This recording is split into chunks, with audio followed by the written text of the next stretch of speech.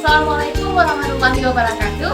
Halo semuanya, perkenalkan, saya Haida Frida dari Prodi Ilmu Hukum Fakultas Hukum Universitas Syekh Kuala dengan ujung NPM 089. Video ini dibuat untuk tugas mata kuliah yang diberikan oleh Ibu Khadijah Rizky Lestari SHMH selaku dosen pembimbing hukum lingkungan. Nah, jadi teman-teman, di sini saya akan membahas beberapa poin terkait dengan pengelolaan dan juga perlindungan lingkungan hidup. Nah, jadi simak baik-baik ya. Pertama, yaitu rencana pengelolaan dan juga perlindungan lingkungan hidup atau disingkat dengan RPPLH. Nah, kira-kira RPPLH itu apa sih?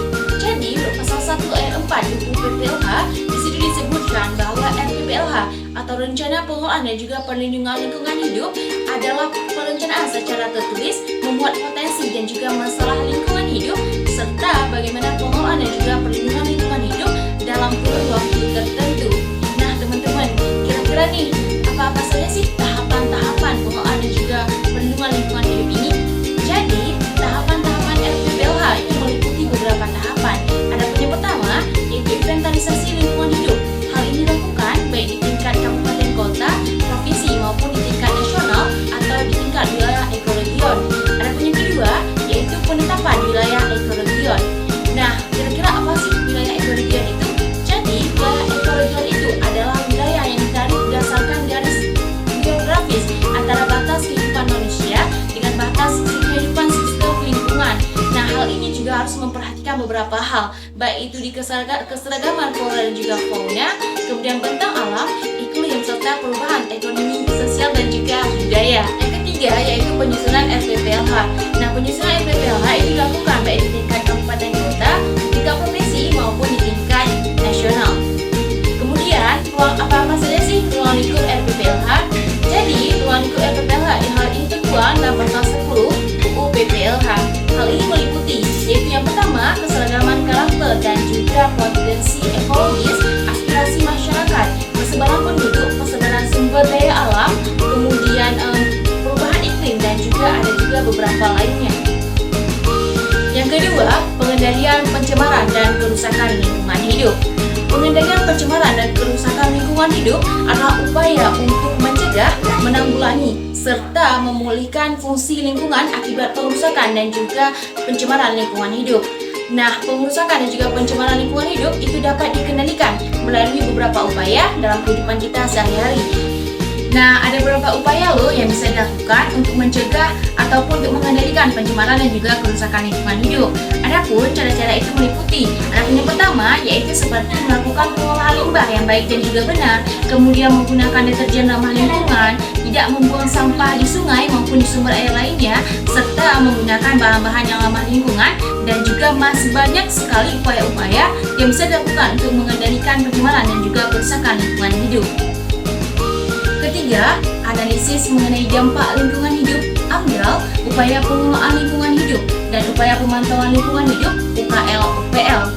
Nah, adapun pengertian dari kedua hal tersebut secara garis besar adalah dokumen lingkungan hidup yang harus dimiliki oleh pelaku usaha yang usahanya memiliki dampak penting terhadap lingkungan.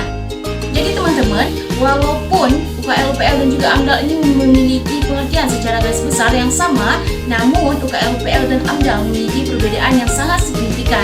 Nah, perbedaan tersebut terdapat pada perizinan yang dikeluarkan oleh oknum-oknum yang berwenang. Perizinan AMDAL itu dikeluarkan oleh Kementerian Lingkungan Hidup dan juga Kehutanan, sedangkan perizinan UKL-UPL dikeluarkan oleh pemerintah setempat seperti bupati dan juga gubernur. Nah, teman-teman, kira-kira contoh seperti apa sih usaha-usaha yang memerlukan perizinan AMDAL dan usaha-usaha yang memerlukan perizinan UKL-UPL? Jadi, contoh usaha yang harus memiliki perizinan AMDAL, contohnya adalah seperti instalasi nuklir, kemudian jasa pengujian laboratorium, kemudian industri pengolahan radiasi dan juga sinar X. Nah, sedangkan usaha-usaha yang harus memiliki perizinan UKL-UPL itu adalah seperti usaha pengolahan limbah kimia, usaha pengolahan tekstil, pengolahan makanan, dan juga usaha-usaha pengolahan lainnya. Nah, teman-teman, kira-kira apa sih tujuan dari adanya perizinan AMDAL dan juga perizinan UKL-UPL ini? Jadi, tujuan dari adanya perizinan AMDAL dan juga UKL-UPL adalah adalah untuk memberikan masukan, menunjukkan masukan dalam pengamatan kepentingan baik bagi pemerintah maupun bagi pelaku usaha agar tidak menyebabkan kerusakan dan juga pencemaran lingkungan. Keempat, keterkaitan antara izin lingkungan dengan AMDAL dan juga izin usaha atau kegiatan.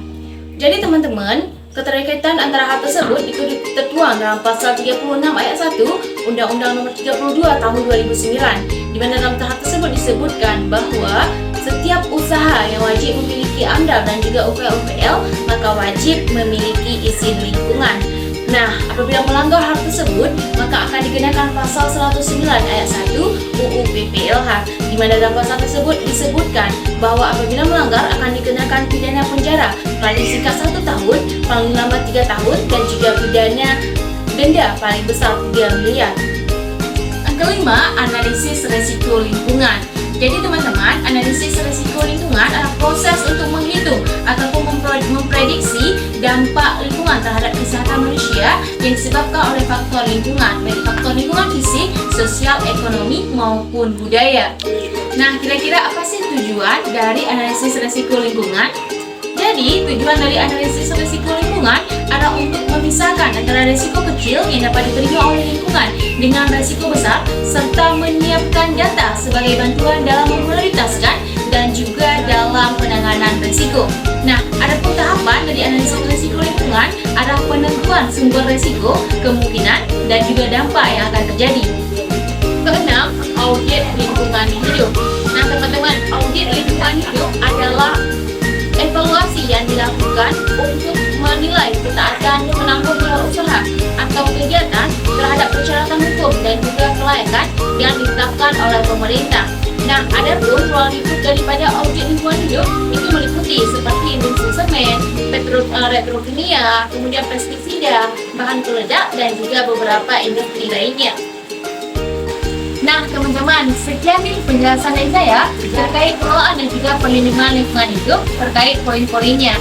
Nah, apabila ada penjelasan yang kurang jelas atau penyebutan pasal yang salah, mohon teman-teman maafkan dan juga mohon teman-teman perbaiki ya. Saya Haida Frida, pamit undur diri. Assalamualaikum warahmatullahi wabarakatuh.